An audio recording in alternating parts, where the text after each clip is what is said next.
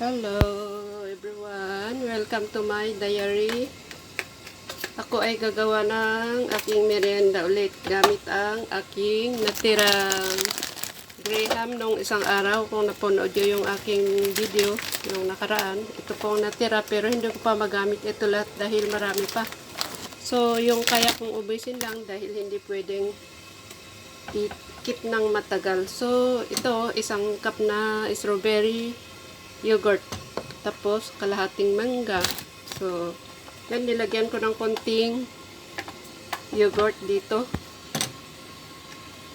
Sa aking dinurog na graham din. So, ako ay maglagay ng mga tatlo sigurong ganito. Bali, 3 layer. Bali, isa na ang aking nailagay. Tapos, dalawa, medyo masikip aking box. Tapos ito, hatiin ko para magkasya doon sa doon. Tapos, lagyan ko ulit ng yogurt. Yan. Bali, dalawa to. Tapos, isa yung dinurog ko doon sa ano. Lagyan ko pa ng dalawa. Siguro. Ayan.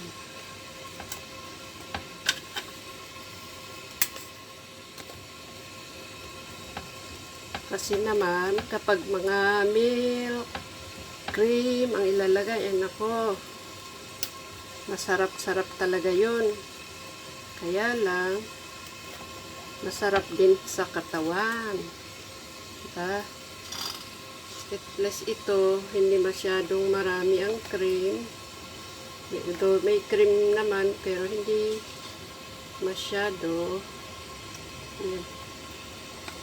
Parang maging marami na ata to, pero kung hindi maubos, pwede siguro bukas. Tingnan ko lang kung paano. Ako, makalat. Sorry po. Masyadong makalat. Magtira na lang ako ng isa pang timpla para sa susunod. So, yan.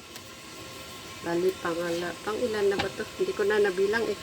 Kanina, pangatlo ata to. Pero kung sobra naman, edi ikip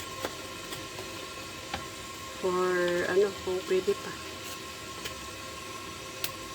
Pwede siguro pang bukas kung may patira pa. Oh, yan. Ano ko? May sobra pa. Yan o, sumobra ng konti. Ganyan. Hindi siya masyadong puno dahil konti lang talaga. Tapos, ubusan na natin itong lahat na para dahil prutas naman ito, so pwede kong lagyan ng prutas. Hindi sila prutas ito na yogurt, so pwedeng prutas ulit ang aking lagay. Balatan ko na lang ito dahil medyo hindi pa masyadong hinog na hinog. Gusto ko yung hinog na hinog. Okay na rin ito. Hindi ko na ilagay lahat yung kalahati dahil baka maasim. Hindi ko pa natikman. Baka maasim. So, ang pinili ko yung nasa dulo-dulo na medyo pinaka mas hinog. Kaya, kalahati na ang ilalagay ko.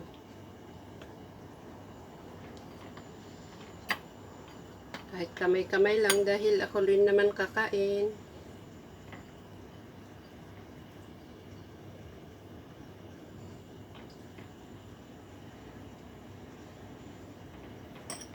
Yan lang.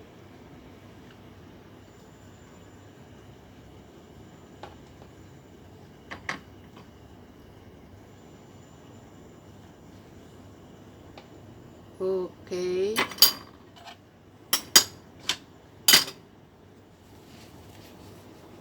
Tapos, ilalagay natin sa ref. Ayan.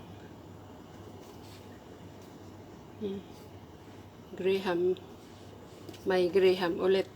Maraming salamat po sa panonood. Thank you so much.